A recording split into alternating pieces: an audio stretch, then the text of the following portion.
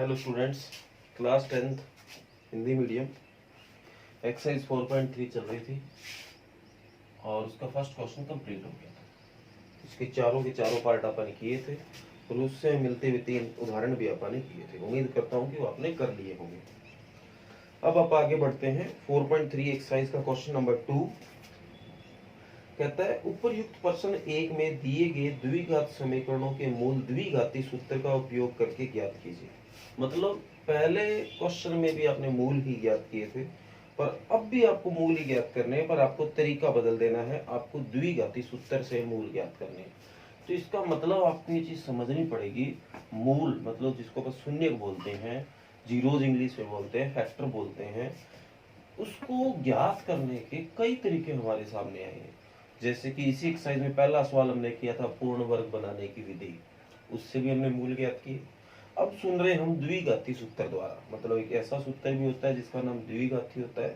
और याद होगा एक अपन 4.2 में गुणनखंड विधि द्वारा और दूसरे चैप्टर में 2.2 में भी गुणनखंड विधि द्वारा शून्य ज्ञात किए थे। मतलब एक द्विघाती समीकरण के 3 तरीके से जीरो शून्य मूल ज्ञात किए जा सकते हैं। गुणनखंड विधि, द्विघाती सूत्र और पूर्ण वर्ग बनाने की विधि। और मैं आपको बेटा 100% श्योर होकर बताता हूं कि इन तीनों विधियों में से एक विधि पेपर में पक्की ही आती है। एक तो ये 3 और एक उधर से वज्रगुण विधि, प्रतिस्थापन विधि और एक और कौन सी रहेगी, विलोपन विधि। ये तीनों विधियां इतनी इंपॉर्टेंट है, इनमें से भी एक क्वेश्चन बनता ही बनता है। और 3.6 के बारे में तो मैंने आपको बताया था, वो मोस्ट इंपॉर्टेंट एक्सरसाइज है। तो इन चीजों को ध्यान से सुन लेना और समझ लेना। और देखो ये द्विघाती सूत्र क्या है, और आपको जो पार्ट नंबर जो पहले के पार्ट है उन्हीं को सवाल मानते हुए इसको बढ़ना है आगे। तो पहला है 2x² माइनस 7x प्लस 3 बराबर 0। अब ये द्विघाती सूत्र क्या है देखो। सबसे पहले वही ए बी सी का मान ज्ञात करो। ए का मान b 2, b का मान -7, c का मान 3। उसी तरीके से विविध कर ज्ञात करना आपको, जिसको इंग्लिश में डिस्क्रिमिनेट बोला जाता है और डी से डिनोट किया जाता है। और निकालने का फार्मूला b² माइनस 4ac। तो सारी चीजें हैं आपके पास, ये चीज आप कर चुके हो, कोई बड़ी बात नहीं है।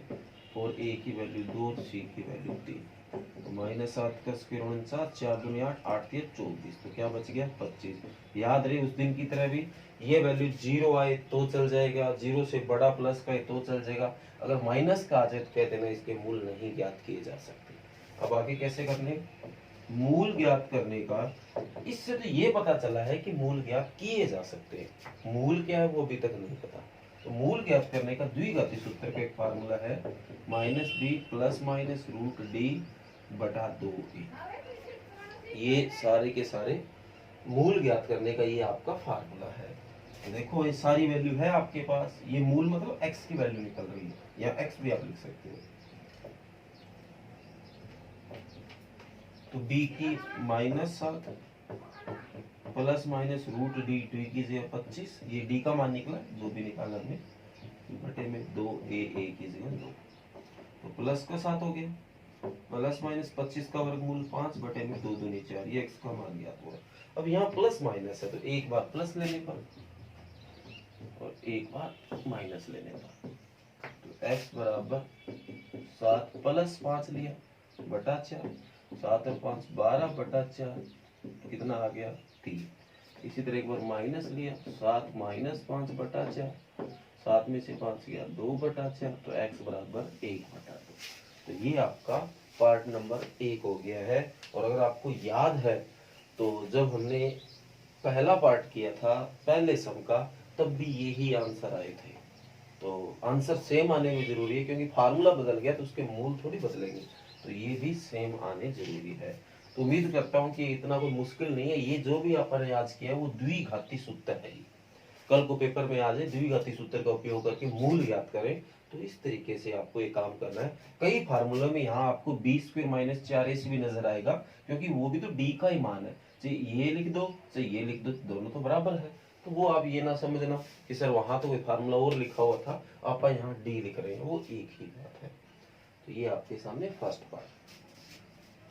इसके बाद देखो मैं एक और आपको करवाता हूँ।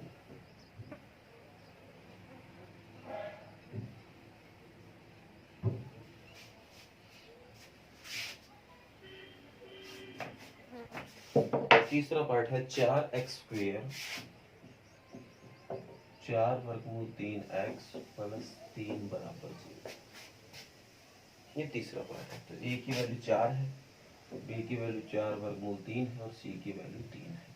तो b² मतलब 4√3 का स्क्वायर माइनस 4, a की जगह 4 और c की जगह 3। उस दिन याद होगा इसका 48 आया था, 4 चौके 16, 16 3 भी 48, कितना आ गया 0। अभी कुछ देर पहले अपन बात कर रहे थे 0 आएगा चल जाएगा, 0 से बड़ा प्लस का आएगा चल जाएगा, बस माइनस में नहीं आना चाहिए। ये ओके, कोई दिक्कत नहीं। तो यहाँ मूल x होता है, तो b का मान 4√3 प्लस माइनस d की जगह 0/2, a की जगह 4। तो एक 0 का वर्गमूल तो 0 ही होता है, माइनस 4√3 प्लस माइनस 0/8। तो वही बात एक बार प्लस कर लो, तो x बराबर माइनस 4√3 प्लस 0/8। तो 0 जोड़ दोगे तो क्या फर्क पड़ जाएगा, कोई फर्क नहीं पड़ता। ये 2 पे कट गया तो x बराबर -√3/2। इसी तरह माइनस भी लो, माइनस 4√3 माइनस 0/8, तो माइनस का 4√3/8। तो ये इससे 2 पे कट, तो x बराबर -√3/2। तो ये आपके सामने पार्ट नंबर 3 था। तो उम्मीद करता हूँ कि आपको आसान लगा होगा, और ये जो भी अपन सीखा वो द्विघाती सूत्र से सीखा है। तो इससे जो पहले के चारों पार्ट है वो आपको करने हैं, और d का मान अगर माइनस में आ जाए तो आपको लिख देना है इस द्विघात समीकरण के मूल नहीं ज्ञात किए जा सकते। इसका भी मैं आपको कारण, वैसे रियल कारण तो आपको +1 में ही पता चलेगा, थोड़ा बहुत हिंट दे देता हूँ। मान लो d का मान माइनस में आ जाए, -5 आ गया, तो आप यहाँ रखोगे -5। तो मैं एक बता देता हूँ, जब भी वर्गमूल के अंदर माइनस की कोई संख्या आ जाती है, वो संख्या रियल नंबर, जिसको अपन हिंदी में वास्तविक संख्या बोलते हैं, वो नहीं होती बल्कि कॉम्प्लेक्स नंबर बन जाती है। इसके ऊपर +1 में पूरा पूरा चैप्टर आएगा। और कॉम्प्लेक्स नंबर जो होते हैं वो रियल नंबर से संबंधित नहीं होते, और हमारा सारा का सारा जो मैथमेटिक्स है 10वीं तक का, वो रियल नंबर वास्तविक संख्या पर ही आधारित है। तो इस कारण ये चीजें हम आगे नहीं करते हैं। मैं आपको यही कह रहा था कि मैं आपको हिंट ही दे सकता हूँ, ज्यादा जानकारी नहीं दे सकता, क्योंकि अभी ये समझ नहीं आएगी। और जैसे ही आप +1 करोगे, चैप्टर नंबर 5 आएगा कॉम्प्लेक्स नंबर, वहां उसके बारे में डिटेल से जानकारी है। तो बेटा क्वेश्चन नंबर 2 के जो 4 पार्ट है, क्योंकि पहले वाले चारों पार्ट है और मोस्ट इंपॉर्टेंट है, आप कहीं इसको ये ना समझना चलो अभी 2 कर लिए और 2 तो हो ही जाएंगे, नहीं, दोनों के दोनों बचे हुए पार्ट भी आपको करने हैं। बहुत बार मैंने देखा है द्विघाती सूत्र, पूर्ण वर्ग बनाने की विधि और गुणनखंड विधि, इसमें से सवाल बनता है। आगे है सवाल नंबर 3, ये सवाल भी बहुत बार बना है, इसको हल करना है। तो लघुत्तम के अलावा कोई ऑप्शन नहीं है। x इसको इससे भाग किया, x² आ गया, इसको इससे भाग किया, a -1 बराबर 3, ये जाके इसके गुणा में बराबर 3x, तो प्लस का 3x इधर आके माइनस का। अब बेटा ठीक है, अब एक द्विघात समीकरण बन गई। इसको करने के 3 तरीके मैं आपको सिखा चुका हूँ। गुणनखंड विधि लगाओ, फैक्टर बनाना हो, अगर फैक्टर बनाने नहीं आते, बाई चांस ना दिमाग में आ रहे, तो द्विघाती सूत्र लगा सकते हो, और वो अगर सही ना लगता तो पूर्ण वर्ग बनाने की विधि यूज कर सकते हो। तो ये आगे आपको अपने आप करना है।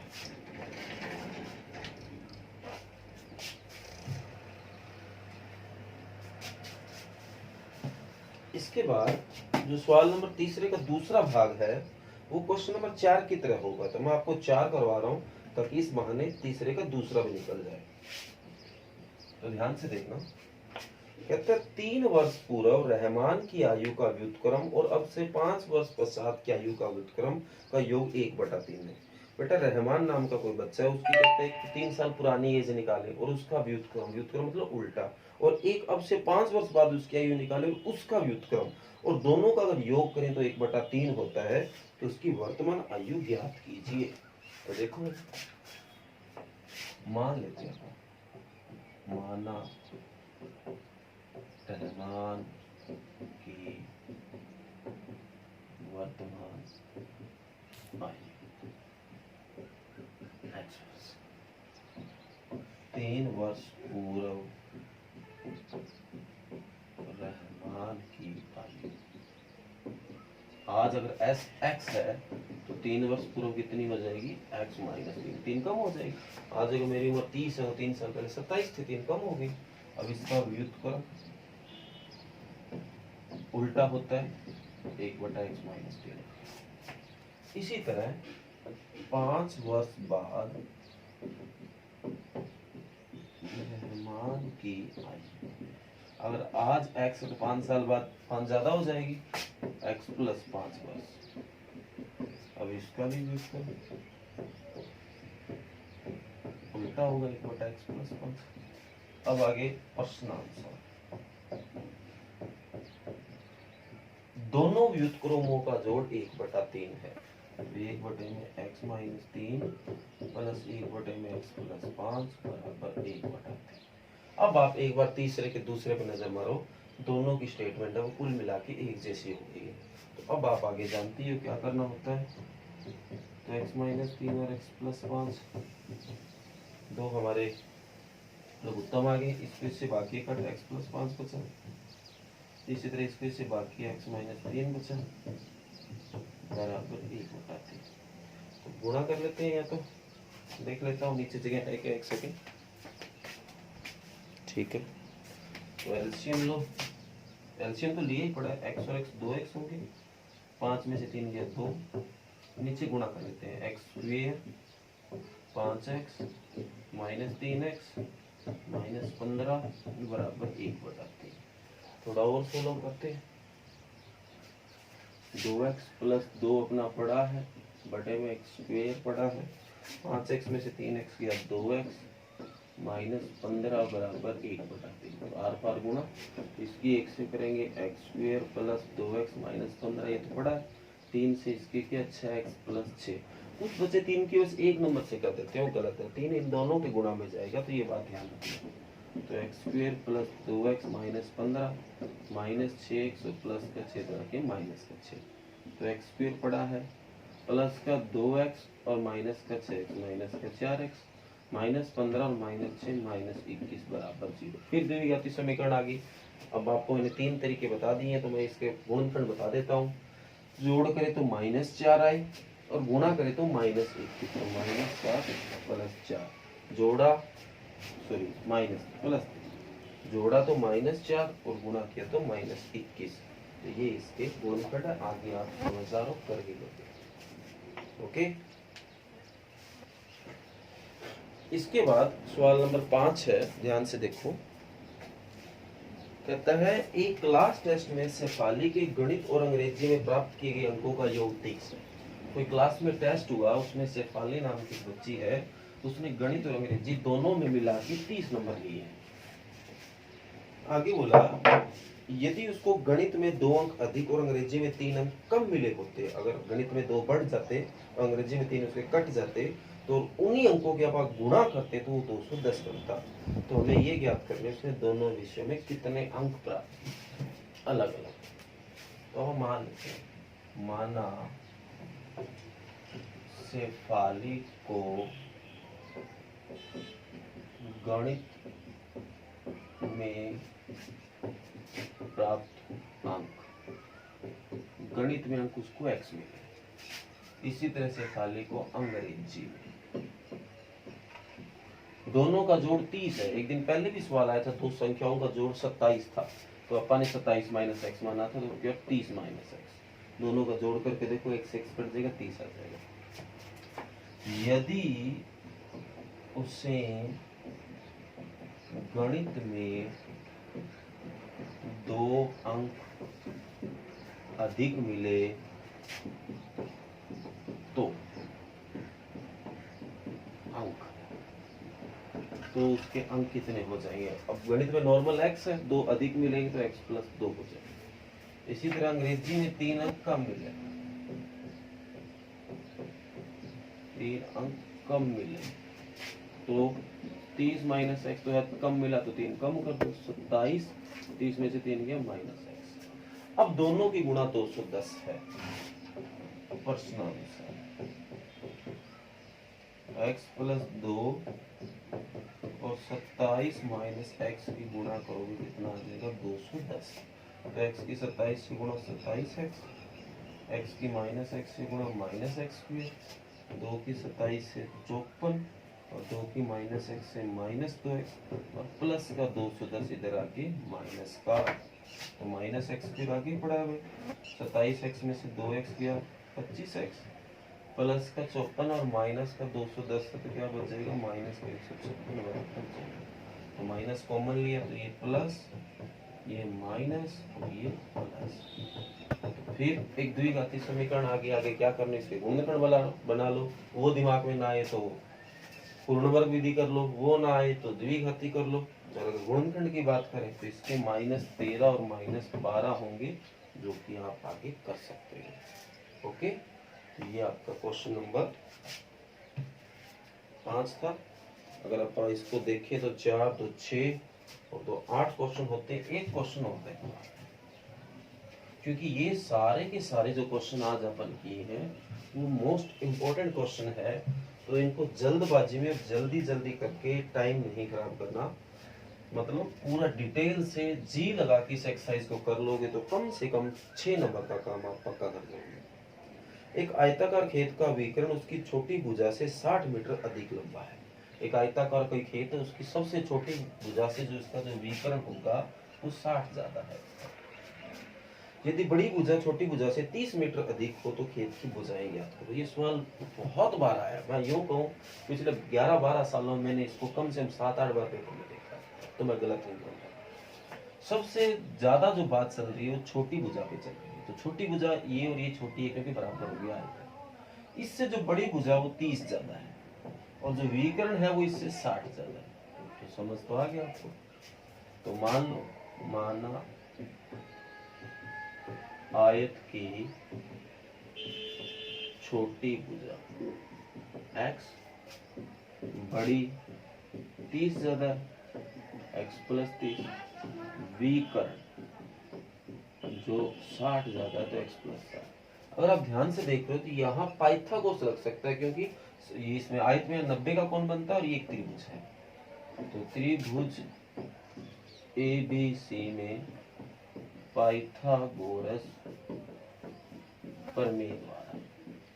आगे आप समझ गए, कर्ण का स्क्वायर, धार का स्क्वायर, लंब का स्क्वायर, ये कर्ण रहा, ये धार रहा, ये लंब रहा, उसको रखोगे, स्क्वायर खोलोगे, a + b का होल स्क्वायर बन जाएगा, ये x + 60 का स्क्वायर कर्ण हो गया, धार x + 30 का स्क्वायर हो गया, लंब x का स्क्वायर हो गया। इसको खोल लो, जैसे ये a + b का होल स्क्वायर, a² + 60 का स्क्वायर + 2ab।